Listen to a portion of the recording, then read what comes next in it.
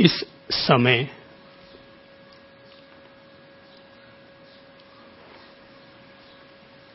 अपन सभी लोग एक ऐसे मार्ग पर चल रहे हैं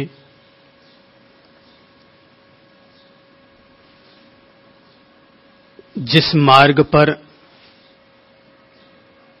बुद्धत्व के कमल हैं और संबोधि का प्रकाश है।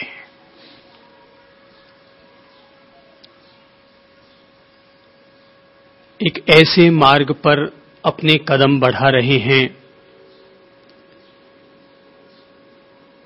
जिस मार्ग पर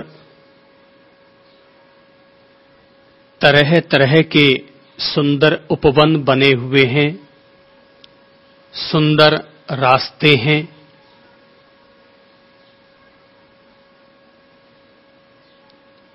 और जीवन के इस दिव्य पथ पर बढ़ने के लिए महापुरुषों का ज्योतिर्मयी सानिध्य भी है।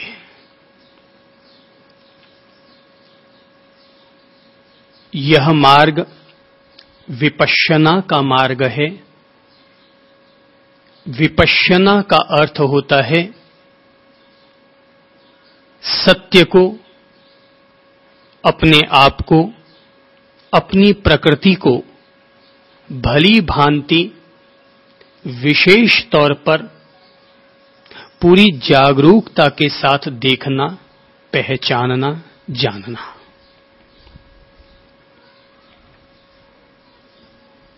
जब कोई व्यक्ति सत्य के रास्ते पर कदम बढ़ाता है तो सत्य को इस बात से कोई सरोकार नहीं होता कि उसके रास्ते पर चलने वाला व्यक्ति स्त्रीलिंग से जुड़ा हुआ है कि पुरुष लिंग से।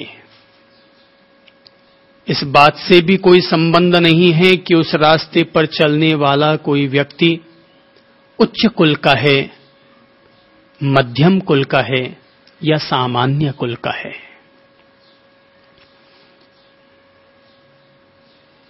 विपश्यना जैसे महामार्ग पर चलने वाले व्यक्ति के लिए यह भी मूल्य नहीं रखता कि वह व्यक्ति बाल वय का है, युवा है या वृद्ध है।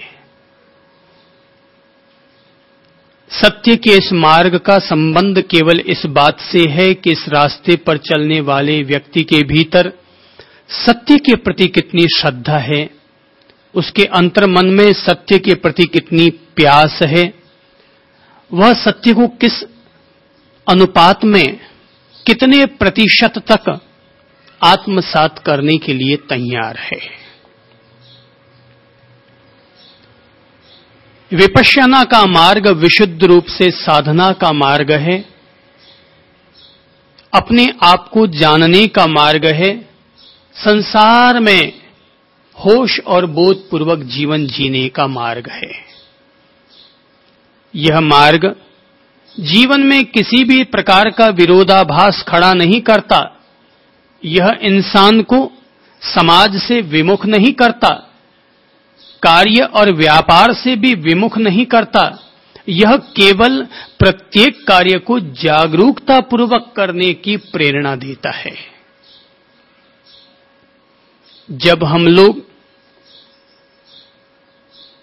विपश्यना के नाम पर साधना के पथ पर 4 कदम बढ़ाने को तत्पर हो रहे हैं तो अपन लोगों को इससे पहले की पूर्व भूमिका जरूर ध्यान में ले लेनी चाहिए, क्योंकि जब तक किसी भी व्यक्ति के कदम खड़े रखने के लिए मजबूत धरातल नहीं होगा तब तक व्यक्ति आगे के अज्ञात रास्ते पर चलने में समर्थ नहीं हो पाएगा। व्यक्ति के हाथ और पांव पहले मजबूत हो जाने चाहिए। व्यक्ति के मन के साथ, उसके जीवन के साथ, उसकी वाणी के साथ पहले से ही मर्यादाएं, अंकुश, संयम लागू हो जाना चाहिए। और इसी के लिए महावीर ने व्रत की प्रेरणा दी, बुद्ध ने शील की प्रेरणा दी और पतंजलि ने यम की प्रेरणा दी। व्रत, शील और यम, ये तीनों कहने के नाम पर अलग अलग शब्द दिखाई देते हैं, पर तीनों के बीच में कहीं कोई विरोध नहीं है, दूरी नहीं है। महावीर ने 5 व्रत दिए, वे 5 व्रत जो महावीर ने दिए वही 5 व्रत लगभग मिलते जुलते बुद्ध ने पंचशील के नाम से दिए, और वही पंचशील पतंजलि जी ने उन्हीं पंचशीलों को थोड़ा बहुत परिवर्तन करके अपने साथ यम के रूप में प्रतिपादित किया। पतंजलि जी ने यम नियम, आसन, प्राणायाम, प्रत्याहार, धारणा, ध्यान और समाधि के नाम से 8 अंग दिए थे योग के, 8 चरण दिए थे योग के। लेकिन पहले चरण में जिसे हम 12 खड़ी के रूप में लेंगे, जिसे हम ABCD के रूप में लेंगे, वो यम है, वो शील है, वो व्रत है। याद रखिए, जब भी हम किसी महापुरुष की अमृत वाणी पर चिंतन करते हैं तो महापुरुषों के नाम बदल सकते हैं, उनके शब्द बदल सकते हैं, अभिव्यक्ति की शैली बदल सकती है, पर सत्य में कहीं कोई परिवर्तन नहीं आया करता है। सत्य सदा एक सा रहता है और सत्य सदा सभी प्राणियों के लिए एक समान ही रहा करता है। जैसे सूरज सबको अपनी रोशनी देता है, जैसे चांद सबको अपनी शीतलता देता है, जैसे हवा सबको सुकून देती है, और जैसे आग सबकी रोटियां पकाया करती है, ठीक ऐसे ही महापुरुषों का सत्य और उनकी अमृत वाणी अपन सभी लोगों के लिए सार्वभौम कल्याणकारी है, सबके लिए हितकारी है, सबके लिए मंगलकारी है। वो अतीत में भी थी, आज भी है और भविष्य में भी रहेगी। यदि महावीर के महासूत्रों पर चिंतन करेंगे तो कोई यह न समझे कि हमने बुद्ध को छोड़ दिया है। जब हम बुद्ध पर चिंतन और मनन करेंगे तो कोई यह ना समझे कि हमने महावीर को दरकिनार कर दिया है। सत्य तो यह है कि सारे भेद ऊपर ऊपर के हैं।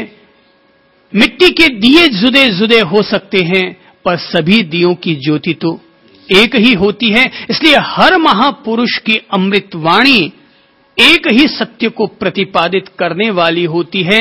इसीलिए यह जरूरी है कि चाहे हम महावीर को लेकर के अनुपश्यना साधना पद्धति पर प्रकाश डालें या बुद्ध को लेकर के विपश्यना साधना पद्धति पर प्रकाश डालें, पर पहले चरण में जिसकी आवश्यकता है और वो है व्यक्ति के जीवन में नींव के तौर पर पंचशील, पंचव्रत या पंच यमों का पालन अवश्यमेव होना चाहिए। शील जीवन की आवश्यकता है, शील जीवन का व्रत है, शील जीवन का धर्म है, शील ही जीवन की मर्यादा है, शील ही वो मार्ग है कि जिस मार्ग पर सारी पगडंडियां आकर के मिल जाया करती हैं। इसलिए शील तो सभी व्रतों का व्रत है, शील तो सभी आश्रमों का आश्रम है, शील तो सभी मंत्रों का मंत्र है, शील तो सभी धर्मों का धर्म है। शील अर्थात सदाचार, शील अर्थात जीवन को पवित्रता के साथ, मर्यादा के साथ जीवन जीने का जो संकल्प है उसका नाम है शील। शील सबसे बड़ी सुगंध है, शील अपने आप में ही सबसे बड़ी ज्योति है। दिन में सूरज चमकता है, रात को चांद चमकता है, लेकिन शील तो वह चमक है कि जो दिन में भी बरकरार रहती है और रात को भी बरकरार रहती है। जब इंसान के पास किसी भी तरह की ज्योति नहीं होती, तब भी उस गुप्त अंधकार में भी उसके शील और व्रत की ज्योति तो तब भी बरकरार रहती ही है। हमने अब तक कई तरह की सुगंधों की चर्चा सुनी है या सुगंधों का अनुभव किया है। चमेली की सुगंध, गुलाब की सुगंध, जूही की सुगंध, कमल की सुगंध, अगरबत्ती की सुगंध, कई कई तरह की सुगंधों का एहसास या अनुभव किया होगा। पर क्या आप बता सकते हैं कि अगर सामने गुलाब का फूल खिला हुआ है और इधर पीछे गुलाब का फूल खिला हुआ है या जूही का फूल खिला हुआ है, हवा अगर सामने से आएगी तो कौन सी खुशबू आएगी? गुलाब की आएगी। सामने की तरफ गुलाब खिला हुआ और पीछे की तरफ कमल खिला हुआ है, तो सामने से अगर हवा आएगी तो किसकी खुशबू होगी? गुलाब की। और पीछे से अगर हवा आएगी तो कमल की होगी। या जूही के फूल खिले हैं तो जूही की होगी। अर्थात जिस दिशा की तरफ से हवा आएगी हमें सुगंध भी वैसी ही उपलब्ध होगी। लेकिन शील एक ऐसी सुगंध है कि जो हवा उल्टी चले या सीधी चले तब भी उसकी खुशबू तो सदा सदा बरकरार रहती है। और यही जो शील है, कहते हैं कि जब एक दफा भगवान श्री बुद्ध के परम शिष्य, बुद्धत्व के प्रकाश को उपलब्ध अरिहंत के तुल्य महाकाश्यप ऋषि को आहार देने के लिए स्वयं इंद्राणी पहुंची, तो रास्ते में जैसे ही उसने आहार देना चाहा कि महाकाश्यप उन्हें पहचान गए और भोजन लेने से इनकार कर दिया कि हम देव प्रदत्त आहार स्वीकार नहीं करते। इंद्राणी ने जाकर देवेंद्र से अनुरोध किया, तो देवेंद्र के मन में आया कि ठीक है, तुम नहीं दे पाई लेकिन मैं जाकर के आहार देता हूं। तो यह सोचकर देवेंद्र आकाश से नीचे आते हैं, एक गृहस्थ के घर में प्रवेश करते हैं, अपना रूप गृहस्थ का बना लेते हैं और जब वह गृहस्थ महाकाश्यप को आहार देने लगते हैं तो उसी समय देवेंद्र भी अपने साथ लाया हुआ अत्यंत सुगंधित, अत्यंत उत्तम कोटि का आहार वो महाकाश्यप के पात्र में समर्पित कर देते हैं।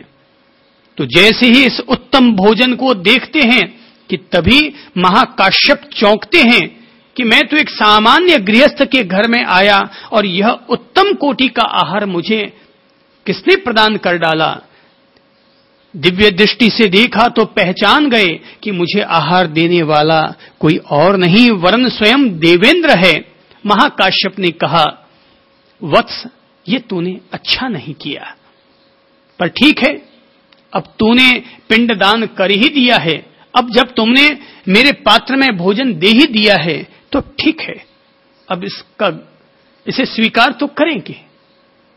कहते हैं कि महाकाश्यप भगवान के पास पहुंचे उस आहार को लेकर, तो भगवान से उन्होंने कहा कि प्रभु, आज इंद्र ने मुझे आहार दे डाला, मेरे द्वारा इंद्राणी को मना किए जाने पर स्वयं देवेंद्र आए, यह उचित नहीं हुआ। आज भगवान बुद्ध ने कहा, नहीं महाकाश्यप, देवेंद्र ने जो आहार दिया है इससे आज उसे अत्यधिक पुण्य का अर्जन हुआ है। प्रभु, आप ही तो कहते हैं कि देवों के द्वारा प्रदत्त किए जाने वाले आहार को नहीं लेना चाहिए, और आज आप ही कह रहे हैं कि